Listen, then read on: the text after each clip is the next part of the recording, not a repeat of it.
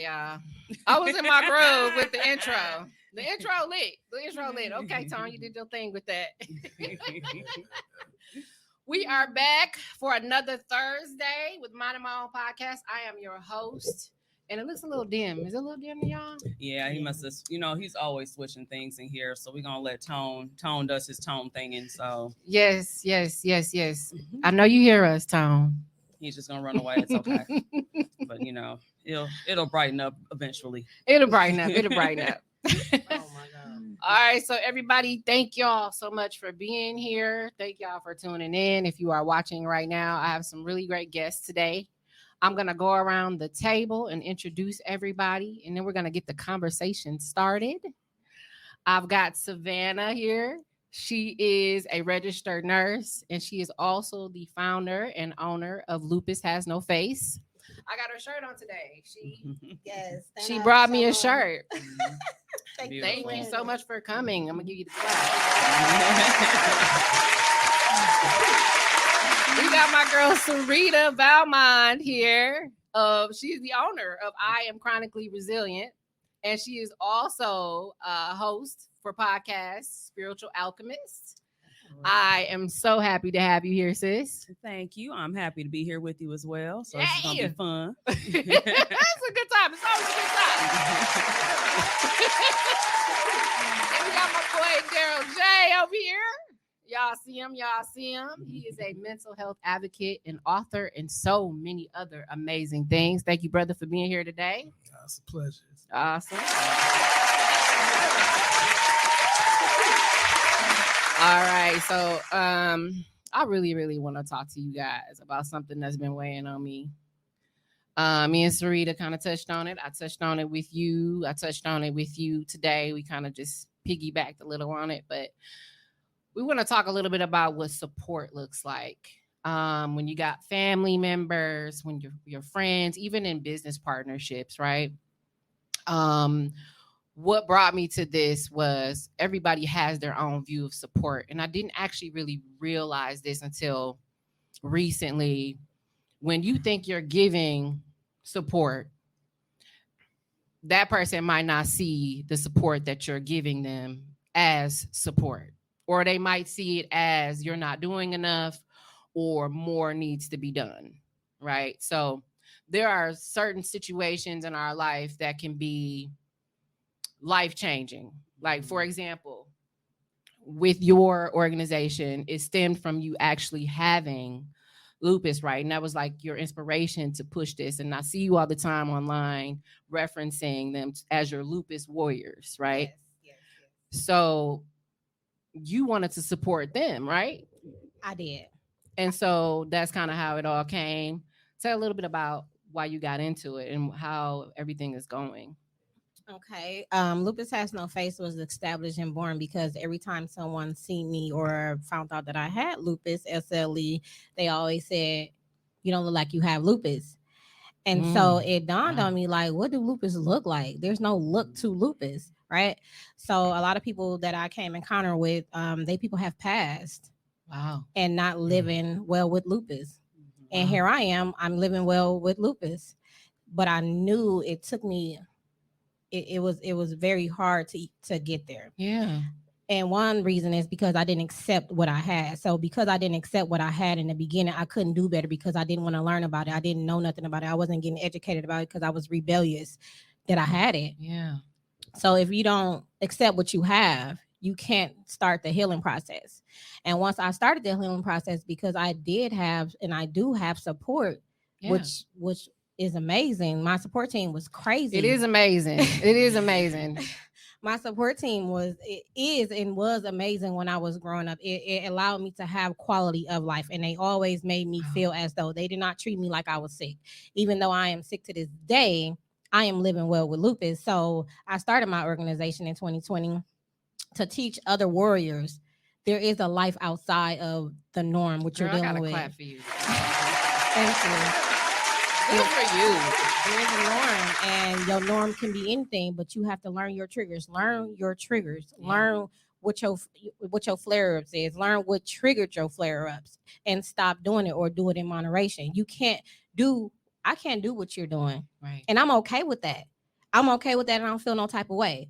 So when you accept the people that's around you and your people accept that you're sick, then you do better as well. Yeah. You know, You got to come to the realization that this is the position I'm in and focus on how you're going to live with what you just figured out, what you just found out. Like, how can I live with this and still have a great life? It doesn't have to be the end for you. You can keep going, you can keep pushing. And that support system is a huge, huge part of that. I can't stress that enough. That support system is crazy. Yeah. You know, it kept me grounded. It still do keep me grounded. You know what I mean? And to uplift my lupus warriors, it makes me feel very good because only thing I'm doing is sharing my story. Yeah. And because I'm sharing my story, they feel so uplifted that they ever have felt, or even in years. Yeah. So it makes me feel, and it lets us know that we are doing our job. And, you know, you get resources. What Mhm. doctors are good. You know, you don't just need a PCP. A PCP ain't gonna help you. You need more than that. You need more than that. You need specialists. Yeah. You know, you need good specialists because they only know what they know. They Mhm. only know what you tell them. So you have to be comfortable letting them know today is not a good day. Yeah. Now, Sarita, she also has clients who have lupus. What is your experience with that, and how to support them and give them? It definitely, because of myself personally being diagnosed with fibromyalgia as well, on top of other things, Yeah. that I, can definitely sympathize and also have the empathy as well, because a lot of these symptoms mimic each other. And there Yeah. are some that are still a little bit off as well. And even with that, even within those, there are also different symptoms that people have as well too. So being able to go ahead and, just as you're mentioning, being accepting that the fact that there's a change that I have to, make Yeah. in order to be able adapt. to go ahead and in order to be able to go ahead and move forward. And the thing is that initially I was limiting myself because I was going based off the initial information I was receiving. But then I had to go in and actually go into my own doctor mode, so to speak, and be like, okay, I'm going to go ahead now and research these different things and find out what's going to go ahead and what's going to work best for me. Yeah. And I'm more on the holistic side of things, where I will support you if you're on medication, but I personally do not take any medications anymore just because of how things went with my journey. Yeah. And so being able to go ahead and show like, hey, your lifestyle is actually part of why these things are occurring this way. And then also too, looking at, your emotions and how that also comes into play as well too. And also trauma. Yeah. And if you That's don't a lot. process these different things, they manifest in the body and come out as physical ailments as well too. Right. And there's each emotion is also attached to different parts of the body. So being able to go ahead and recognize those things. And it's a lot of stuff that we're unfortunately not taught, especially in the Black community. That's true. Where That's we're true. told, not to talk to other people, whatever happens in this house stays in this house, all these different things like that. Yeah. And in reality, these are pieces that now we're carrying. And then we're also passing on epigenetics. Yeah. So there's so many different layers to it that, surface level, you're like, okay, I received this diagnosis. But then if you take a step back and start doing a self-analysis, and looking at the different things that have occurred in your life, even looking at, what was going on in your mom when she was pregnant with you. Right. What's Right. going on with your dad, when you were conceived. All these different pieces come through. Wow. And so it's very deep and it's very it's very layered. So then when you're coming in and working with the client, you really have to go ahead and, number one, establish that trust, and be able to say that, hey, I am your support system for you. I do understand because I have gone through, similar, as you as well, and that you have a soft space to land right here. I got Daryl here too, and let me clap for Sarita because come on now, baby. Don't be playing with my girl Sarita. Yes, you hit on some really, really good points, honey. Absolutely. It's really just teaching them to adapt. It's giving them the information that they need, helping them work through those things that they're experiencing, helping them come to the realization that this is it. This is it. This is what I heard from both of you ladies. This is it. This is what it is. And it doesn't end here. You're still going to have the symptoms. You're still going to have to deal with putting yourself in a position to work on yourself, whether that's maybe you need to see your doctor regularly. Maybe you're finding other ways to take care of yourself, like going to the gym and eating better. Whatever it is that you have to do to not have to experience those symptoms so severely all the time is what I'm getting from you too. Is part of the growing process when you realize that your life is changing. Absolutely. And from the spiritual side. Yeah. I can't stress that enough. Ooh, baby. Okay. Sorry about that. Sorry about that, y'all. It's okay. You good? You good? Yeah. Okay. Where you at, Tom? Okay. When I was diagnosed, I'm gonna say well, I was diagnosed, but you can't catch lupus. You're born with it, and something that you do too much of in a community, it offsets it. Yeah. So I did doubt God. Like, if it's a God, why you stopping my life before I even get the chance to live? I haven't even started yet. So I was very angry with him at one point in my life. Wow. Very, very angry. But like I said, once I accepted it, when I tell you faith, when I tell you faith, prayer, you talk to him like he knows who you are. There's no right way to pray. So do you feel like that connected you more to your spiritual side? It did. That's amazing. And I believe in it cold-heartedly. I believe in it cold-heartedly because he took me out of so many spaces that I could be in right now. It's ridiculous. So faith is amazing for you to even connect this right here. Like, that's 99%. Yeah. Like, just having that, because you got to have a belief. You have and to. And not everybody has the same belief system, but if you have faith and you believe in something that's higher than you, I feel like that's going to help you as well along your journey. So this is I was gonna say that's another thing. Like, everybody has values, morals, beliefs, and that also contributes to how they support you.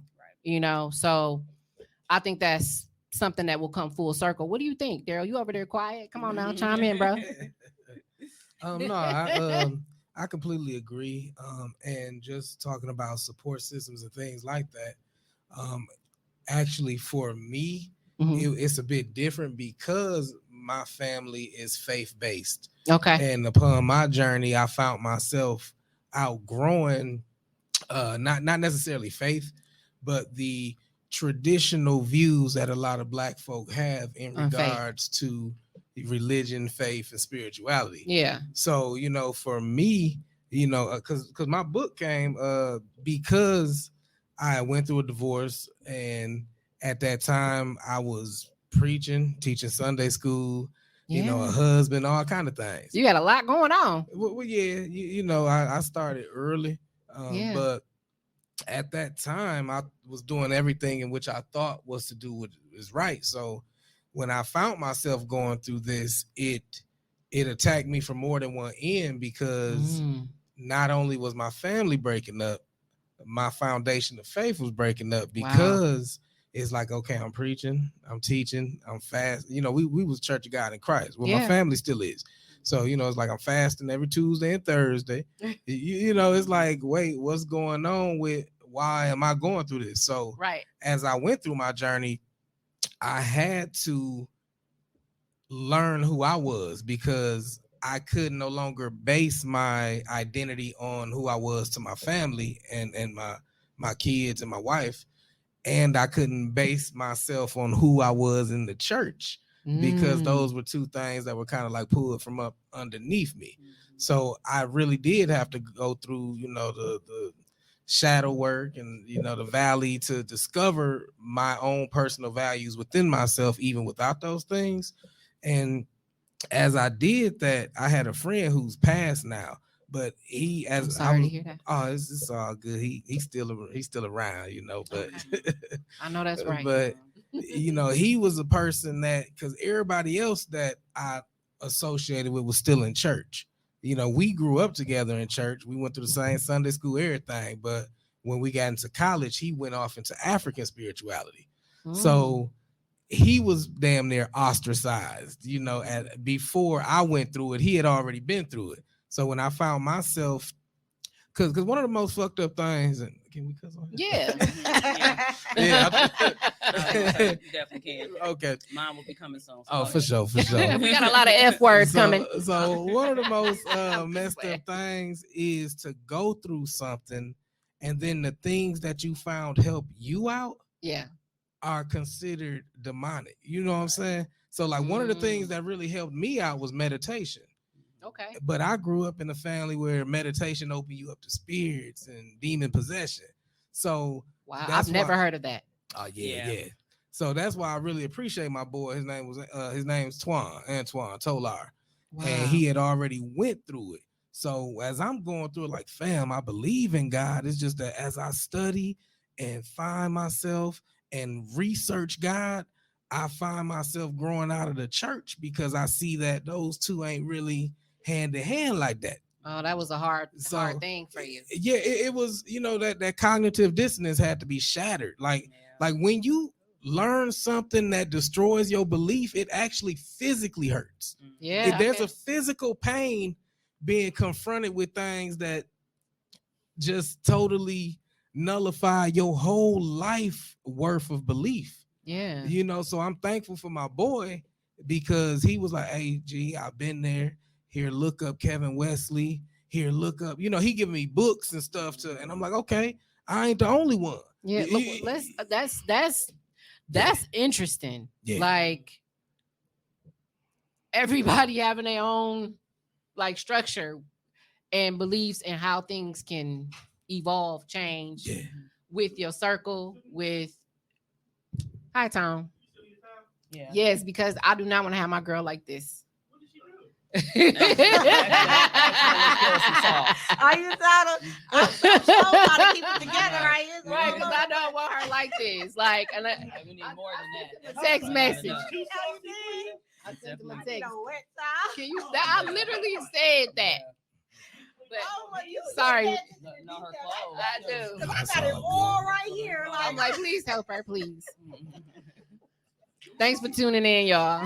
Sometimes we got issues. Sometimes we don't. Y'all got to work with us. It's real life, people. Yes. But this is a real life conversation. I love this. And even with what he's saying too, I also went through similar because I was raised initially Catholic and based off of Catholicism and the different ways that I went through my own healing journey too. It's like, okay, well, you should be in the church. You should be doing these things and doing that. And it's like, but this is not supporting me. Even like right now, for example, like my father has chronic pain.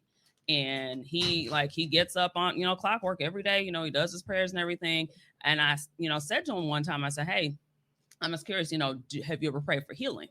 And he just like looked at me and he's like, no. I said, so just remember, I said, you're going praying and everything. You might want to slide that one in there as well too. And then also too, I said to him, make sure you also remember though, that prayer without work is also not going to help you either. Exactly. You said a mouthful. And so you got to go ahead and do both. Unfortunately, of course, he's only doing one of the two. And you can probably guess which one it is, still the same. But, it's one of those things, once again, that you still, have to respect other people's differences and their beliefs and everything. I agree. I make sure that I respect his. He kind of is like, when it comes to mine. But I'm like, hey, also that's also being able to establish a boundary, as well. And saying, hey, you know what? I don't disrespect the Pope. You don't disrespect my beliefs. And we just go ahead and leave it at that. People can, you got to be able to coexist with people who have different, observations, perceptions, beliefs, values, morals, all those amazing things. Like people really got to understand, everybody comes from a different place and everybody's evolving and their journey looks different. Nobody's journey looks the same, but back to sorry, I know that was long-winded. But back to what support should look like. So I kind of wanted to talk about this because everybody kind of has their own opinion. So even on social media, like with how you're supporting each other, there's so many rants online about nobody's supporting me, nobody's doing this.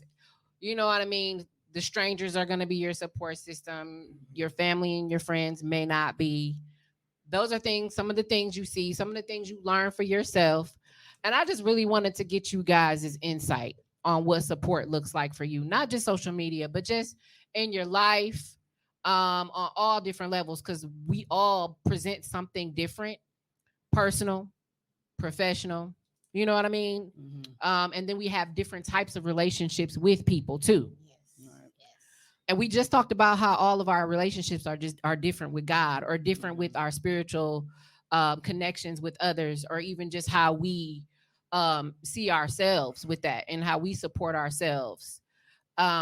But let's go a little bit into how we look at that when it comes to how people support us or how we support others, whether it's something that they're dealing with like lupus, or maybe they're dealing with everyday situations. no matter what it is, like, how do you guys go about supporting your people or your friends? What do you look for in support? I'll go first. Okay. How I support my people, it depends on the title that they are to me. Okay. And it depends on our relationship. So if you are a friend, but you're not my best friend, you're going to get a part of me, how I like to be treated, towards what I feel fits for you. So you're not going to get all of me. You're going to get the part that I think that you need. And if you need to be supported in a different way, or I hear something different, because I pay attention to detail as well, I'm going to support you in that manner. Mm-hmm. So I support people by treating them how I want to be treated. Okay, then that makes sense. And then I also listen to what's not done to help out, to support as well. Support for me, depending on who you are, what title you are to me in my life, is showing up. Mm-hmm. Showing up, communicating properly and effectively with an understanding. Accept me for who I am. Never tells me, Amen. Never tell me I do too much, because that's a part of my character. Yeah. You are part of my world right now. So it should never be a time where those words are used loosely when I want support. Because if I show up, people say don't do things and expect good back, right? Mm-hmm. But the reality of it is you built your circle, right? You built your circle just in case you need them. And your expectations is for them to come through. Why? Because you have been good to them. But for some reason, people have an issue with that meeting that. Like, people have an issue with that meeting that when they have a circle, or these are the people that they spend time with and rely on, they have an issue with saying, hey, if I do something for you, I also down the line expect it to be somewhat reciprocated in some way or a shape or form. Like, not that I want, like, not if I borrow you some money or something like that, and I expect you to borrow me some money back again one day. Not something that trivial, but like something is like, oh, you know, when I had my baby, you came to the hospital for me. You came through. But then when it was the other way around, I didn't see you here. You know what I mean? Or like, when it comes to my kids, I'm always showing up to their parties, but you never show up to any of my kids' parties, or it's never something that's like that we are on the same page about when it comes to support and different, you know what I'm saying, when it comes to your personal support. Yes. And I so feel like I don't know. I just feel like not everybody is okay with that meeting, that they need reciprocation or that they're expecting that type of support. The fact is they do want that. Yeah, they just not vocalizing it. And I feel like that's a big problem. And people say you shouldn't bring up what you do for others, but it's a point that I'm going to have to bring up what I did for you, because you're not showing up for me and you in my circle. Right. Honestly, who I am today, my circle have to deliver in some way, form, or fashion. I expect that. That's my expectation, because I have too much going on. I'm in need of each individual that I have around me. Yeah. And hopefully I am a need to them. If this person is just an ear and I know she hear me and she give me great advice, that's what she gonna be there for. That's what I'm gonna count on her for. I'm never gonna count on somebody that can't deliver what my expectations are. You already brought your expectations from me, and I can utilize that in some way, form, or fashion. Do y'all think that's something that people should talk about before they start getting involved with people for real? Yes. Like, before people start actually really dealing with each other, do you think they should have a conversation like, this is what support looks like for me? What does it look like for you? Like, do you think that's something that people should really do? Or it should it just be automatic and organic? I think it could honestly be a little bit of both, but it's first off, like kind of taking a few steps back. For me, what it will look like is also capacity. Yeah. Okay. You have to watch where, you know, my capacity is different than your capacity. So being able to recognize that and say, okay, we need to go ahead and discuss this, because you might be thinking I'm going to come to all these different things, but in reality is I'm not going to be able to, because my capacity is saying, hey, Sarita, you need to sit down, because, or else you're going to have a flare, or you're going to have these different things going on in your body. So you need to be able to go ahead and recognize that. But then also on top of that, having communication, saying, hey, I'm having this event, I'm planning this thing, this is the date of it and everything. Is it something that you're able to attend to? I like that. You know, I'm just really just having a conversation, because I think a lot of times we dance around a lot of stuff that don't need to be danced around. Yeah. You know, it's just like just being upfront and saying, hey, this is what I'm expecting. If you're not able to come, that's fine. Let me know that. as well too. I think a lot of people get up, they get in their body. I like in the body. They get all in there, all in the, everything starts to become impacted when they not getting what they want. And it becomes such a thing for them that they forget to communicate. They just get consumed with anger and emotions and frustrations that they just don't speak and say, hey, I need this type of support from you. So I think that. What about you guys? So for me, I look at it like this. You gotta know who you rocking with. You know what I'm saying? So yes, ma'am. Can I just say something to that ma'am. real quick? That's very general when you say you got to know who you working with, because you can meet someone at that point in their life and that is what you are being shown. But everybody act different to different type of situations. So when people start acting different, there's no you change. I've always been like this. You just haven't been around me in this moment, or this never have presented us at the same time for this character of mine to come out. Okay. So when people say you switch up, or I never will, or not, you have to be in that situation to know who you are at that moment.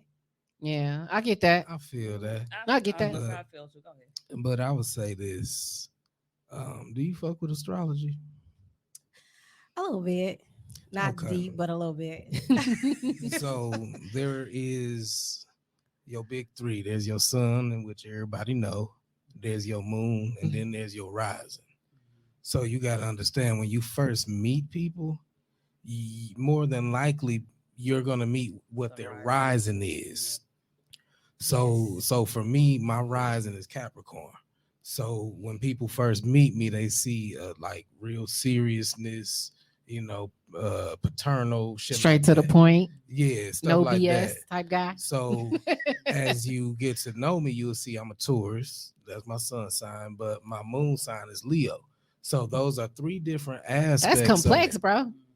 Everybody get it. Yeah. Y'all ain't never did y'all. But I don't have my chart like that. I don't have it like that. Mine broken down for everything. Oh, I need mine broken down. Me and him have those conversations all the time. So. Wow. See, I don't have all that, but I want to know. Understanding shit like that can help you objectively observe the switch up. Yeah. Because it ain't that folk. Do y'all play chess? No. Okay. It's like this. So everybody has a value. Every piece has a value. So say we meet each other and let's say your rising is Aries or some shit like that. They good for jumping shit off. So when we first they're just the starter. They're the starters. They kick shit off. So because they're the first of the zodiac. So it was just how you said it. It was they're the So they good at starting shit. Come on, man, we can do this. Da, da, da, da, da. So now you got to learn them a little more intimately. Yeah. And they a Virgo. So now instead of jumping shit off, they nitpicky. Hey man, I see where you fucking critical. Right yeah, type shit like that. Yeah. And then a lot of people don't see your moon. That's your intimate circle type shit. But by understanding that, when you peep the switch up, you just understand to change their position. You ain't got to start fucking with them. You ain't got to feel no kind of way. Okay, he ain't jumping shit off no more. He's critical. Yeah. Let me put him from a starting position to a more analytical support position. I like this. You're teaching me. You switch their position of where they're at in your type shit. So it's like, I look at it like this. I tell people, you got your family, you got your friends, and then you got your soul tribe. Your friends are just associated with you by circumstance. Y'all went to the same school, worked at the same job, shit like that. Yeah. Your family is associated with you by blood. But your soul tribe is who's connected with you on that purpose level. So and those are often the people you choose, right? Type shit. So with me, like I got a higher frequency page on Facebook. I made that page for one of my first businesses that I started, but because that business kind of fell short, I kept the public page open. Okay. And I used that public page to post the memes that I didn't want to worry my spiritual or religious family with. Okay, that makes sense. I know what you said. So, shout out, I'm featured on that page multiple times. right. I definitely like, and that's how I support, because like with that page, since I started, I use that page as like almost like an online scrapbook type shit. And it grew. Like I'm at 56,000 followers on that page. That's dope. And that's just that's people who fuck with my other side that I can't have my family them involved in. Okay. So I got more followers that fuck with who I really am than I got friends and family. So my support is different. Like I don't expect friends and family to really get down with what I get down in, because in my circle or amongst my family, I'm a witch, I'm a warlock, I'm a wizard type shit, because I talk about the other side of spirituality. So but it's like, and that's cool, that's how they walk, and I don't want to worry them with my other side. So that's why I started that page. But what I'm saying is, by me starting a page where I could be authentically expressive, it drew the people to me that really fuck with me on that level. Okay.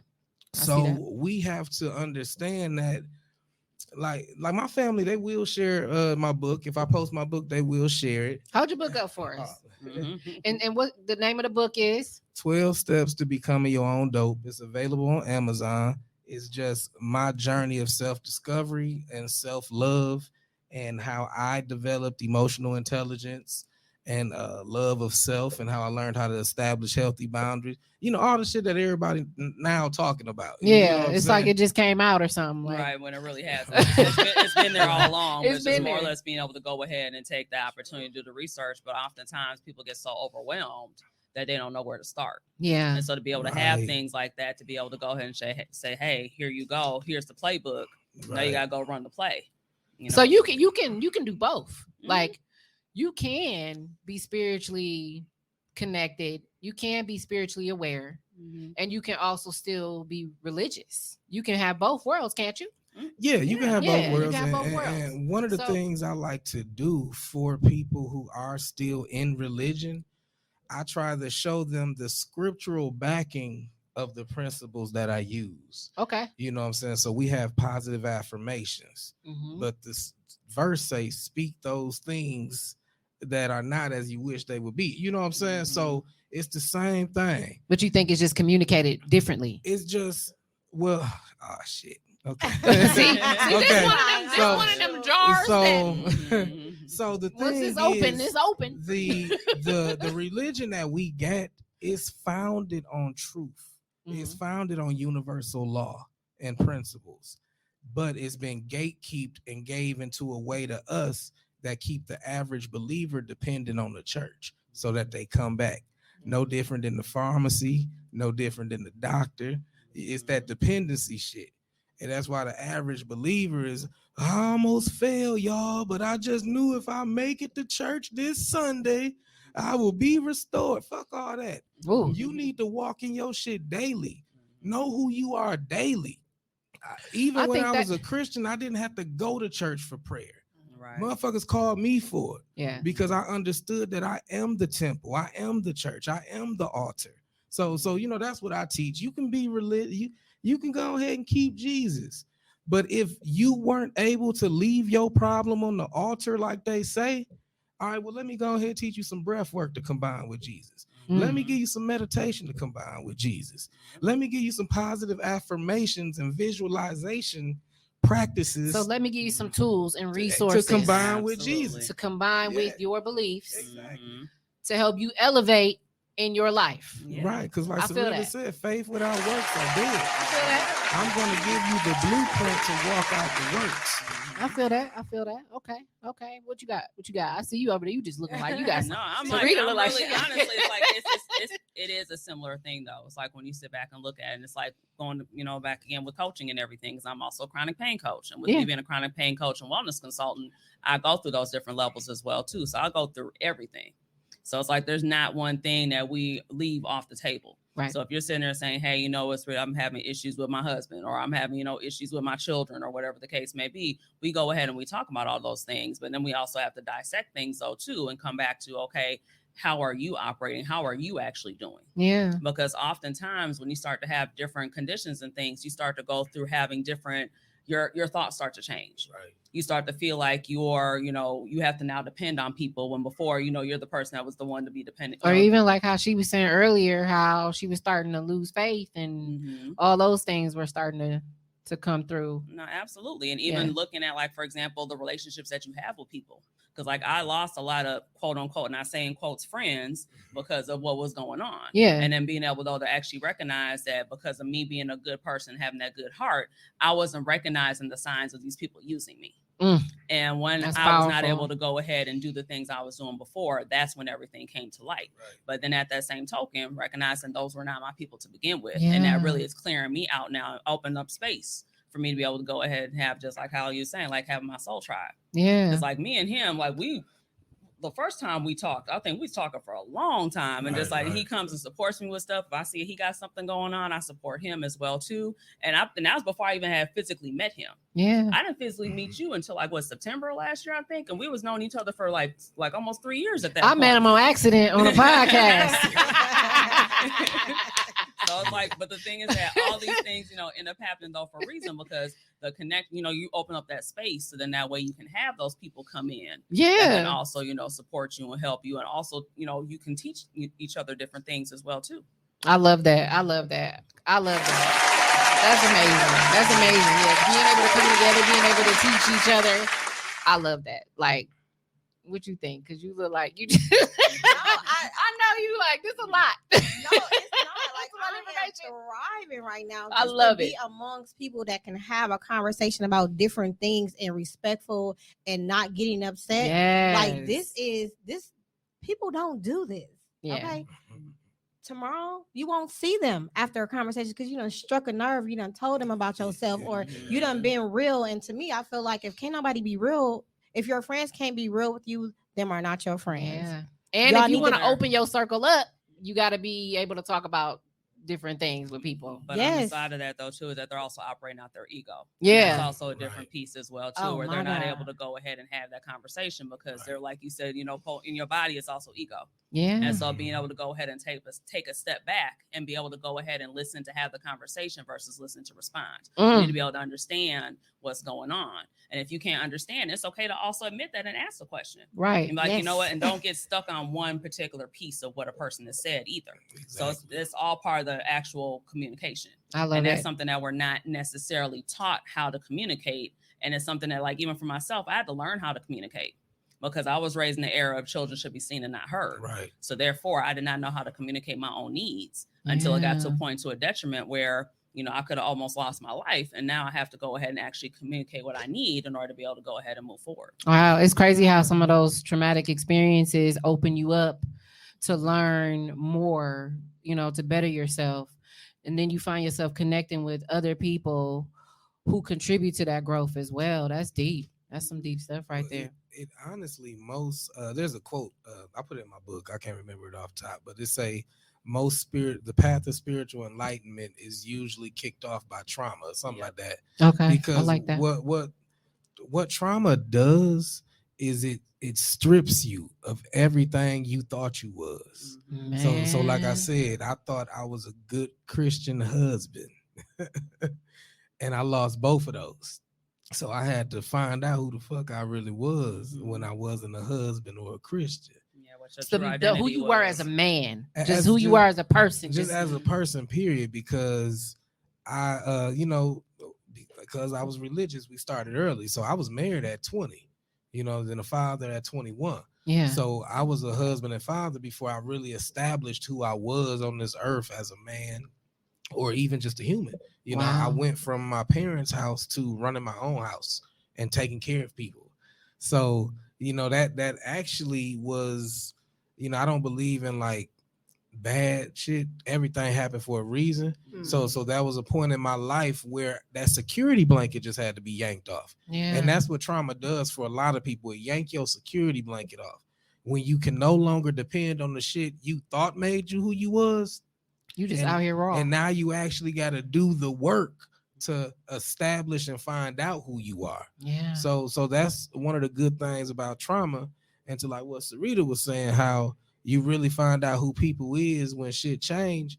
One of the most magical things about the word no is it shows you who the fuck. Oh. Man, he is. just said a word. But on both sides, though. On both sides. He just said a word. On both sides. Absolutely. Yeah, The that was word- raw. That was raw. the word no for the people that's really not your people is gonna kill them. But the word no for somebody that's always showing up is gonna kill them as well. Yeah. And that's crazy. I just said this to somebody the other day. I said, as soon as you tell somebody no, they forget all 100 yeses you said before that. Like, this is my first time telling you no, and it's because I really just can't do it. You know, It's human whatever nature. my reason is. It's human nature. They Yeah. say, like in marketing and shit like that, in the business, they're 10 times more likely to go on Facebook and talk about a negative experience Then a positive versus one. the positive one. Or ignore the positive stuff and be waiting on the negative. I was just telling somebody that, like, they just sitting around like vultures, waiting on you to say something Well, yeah, for them to criticize. Well, that's the other part of it though too, is that if you recognize, and I think we were talking about this earlier, like if you're a particular person that has like a light, for example, like I know I have a light, Mhm. and I know I have Absolutely, it where you you know do. people watch and see what I'm doing, and they kind of are watching and waiting also for your downfall. They sure And it's are. like, you know, Sad. for me, it's like I'm always ahead of things. I'm like, hey, this what happened. Like you can't say nothing to me about what my life is like because you never lived a day in my life. Yeah. So you don't know what I've gone through and what I've had to endure to get to where I am today. But at the same token, it's like I'm going to share with you where I'm at right now, but Right. also then show like, hey, this is how I got to this particular spot as well too. Yeah. So that's why I often say, you know, I'm an open book, but at the same token, I do have my boundaries. I do have where I'm like, I'll give you what I'm going to give you, but I'm not going to give you more. Yeah. You know, because I know what, once again, going back to capacity and understanding that, hey, these are still spots that are for me. And I'm still working through these different parts of my trauma and everything as well, too. And with, you know, going back to talking about trauma, you know, also rewires your brain. It And does. it's rewiring the way that you actually react to different things and what your triggers are, too. Right. And being able to go back to that and recognize like, hey, okay, these are different parts I also need to heal, because not every person that had, like, for example, not every man that got on a red coat gonna rob you. You know, Yeah, like, right. like, you know, like Right. different things like that, to be able to say like, okay, let me take a step back and look at those different pieces too. Yeah, I think that's important too, Sarita. Good points. Good points, girl.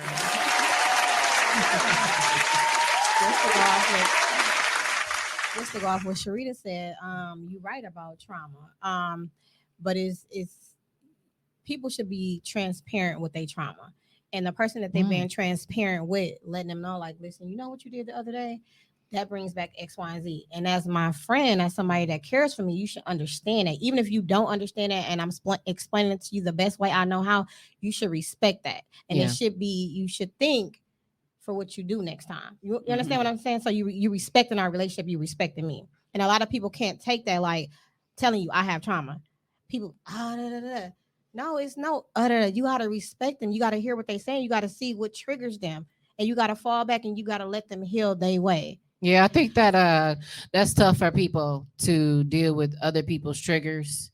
Like a lot of the times it is because they don't know each other's triggers. So like you were saying, kind of revealing those. But those can be really difficult conversations to have. But I do think at some point it is important to discuss that with people that you are really close to or you plan to have as part of your life. So I agree with that piece. Absolutely. But I think one of the hard parts about it is when you're triggered, you have to also take a step back too and look at yourself and say, why am I triggered?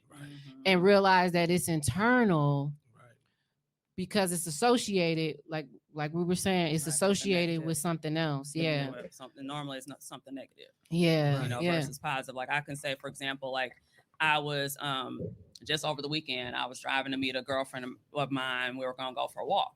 Mhm. And we were driving, and I was driving my car. She's driving her own. But all of a sudden, I saw a car that was parked that looked like my mother's car back when I was little. And I started to almost cry, and I had to like process and, you know, I had to just breathe and everything through it. Yeah. But the reason being is that we got stuck in that car in a snowstorm when I was like 4 years old. I completely forgot that memory because, you know, your brain also does that Pushes to it back, protect you. pushes it down. It goes ahead and, blacks that out. Yeah. And so when that happened, I had to stop, after I parked, I sat there and I kept on breathing. I said, okay, Sarita, what's going on? What is it that, triggered you? That was like, it looked same color, everything, but it's old school Buick, Yeah. and I'm like, okay, what is that? And then I had to go ahead and be like, okay, this is what it is. This is what it was. Wow. You're okay. You're safe. This was like over 30 years ago, 30 some years ago. It's okay. But things like that, to have that self-awareness. And a lot of people don't have self-awareness to be able to go ahead and say these things and say, hey, you know what, this triggered me. They just like, well, I feel away. A lot of people, that's the classic thing we say as Black folks. I feel away. And a lot of people don't realize that they will deny that they need healing. Yeah. Like, I don't need no healing. I'm okay. I'm fine. Like, I'm over that. It's nothing that I'm stuck on anymore. But like you said, it can come up and out of you at any time. And I think you should have some people around you that care enough to say, what the hell was that? And sit you down and be like, what was that? Tell me what it is. Do you need me for something? How can I support you through this? Instead of saying, oh no, I can't mess with you no more. I can't deal with you no more. Because you just had a moment with me. That moment could have came from anywhere. Right. So go ahead, Savannah. No, they're not your people. And just they made your people. What he said, like he knew who he was as a husband, as a father. And a lot of people still to this day don't know who they are. So I think it's very important to know who you are as a person. Know who you are without your kids, without your job, without anything. And a lot of people have never took out the time and will never will know who they actually are. So I can physically tell you, I can vocalize what I don't want you to do, or what can't happen, or what this relationship is going to look like, because I know who I am. And then I know if you do things to me, you're going to bother me. And it's only going to be a time before I let go. Right. It's going to be a time where I have to remove you. Yeah, before I have to remove you out of my life for good, because I'm telling you the rules here. My requirements. Yeah, and you should have requirements. A lot of people say you shouldn't have requirements out of people. And I feel like to me, I feel like you have to have requirements. I think it comes with growth, figuring out what your requirements are, what your boundaries are. You got to go through some bullshit initially to kind of figure it out. Sometimes you don't realize what your boundaries should be with people until your boundaries are broken down and you realize, oh, you just overstepped. Like, you ain't supposed to be over here. You too close. You in my bubble. Right. So once you start to figure that stuff out, you got to tell people, you got to talk through it. And you got to figure it out, and you got to control yourself. You can't just be out and about and triggered by stuff and blowing up on people and expecting them to be like, oh, that's an excuse. It's not an excuse. It's never an excuse to disrespect another person.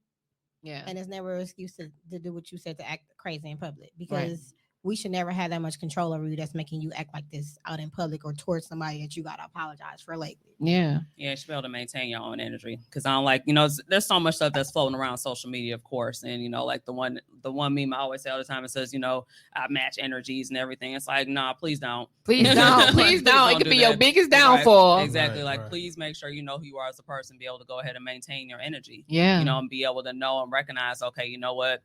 This is not a spot I need to be in. I'm going to go ahead and remove myself, because I don't want to go ahead and go in a different direction that I'm. And what is that, Sarita? Ain't that emotional intelligence? I'm delivered from, yes. Ain't that emotional intelligence? That's definitely emotional intelligence. Like, you know what? I don't want to go to jail today. I'm going to go ahead. I got a whole family, business, all these things that, this person doesn't care nothing about, that I'm going to go ahead and I'm going to move over here. Yeah. But also to allow, the laws of nature and everything to work itself out, because I believe in karma. I believe that, when you go ahead and do something to somebody, I believe in it too. It's going to come back on you. And I'm just going to sit back and be like, well, and like I said to you earlier, I said the queen don't have to, talk to peasants. Don't have to talk to peasants. I don't have to address you, because it's going to get handled on its own. Yep. It's going to get handled on its own. It's going to all come full circle, because at the end of the day, I was genuine. I was real. My intentions weren't to harm you, but yours were to harm me. And so ultimately it's going to do what it do. Right. So that's just what it is. But yeah, this is a great conversation. I wish I could talk to y'all a little bit longer. But we're gonna wrap up today's episode.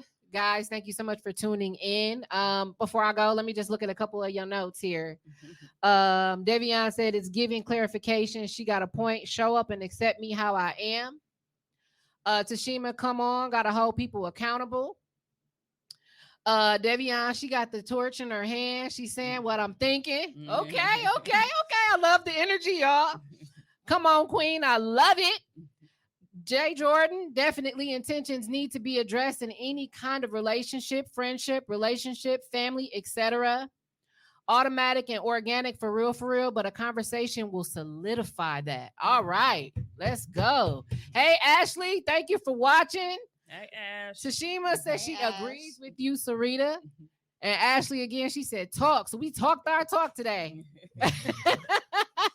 All right, y'all. Thank you again. This is Minding My Own Podcast. I'm your host, Kenda, and y'all have a great rest of y'all night.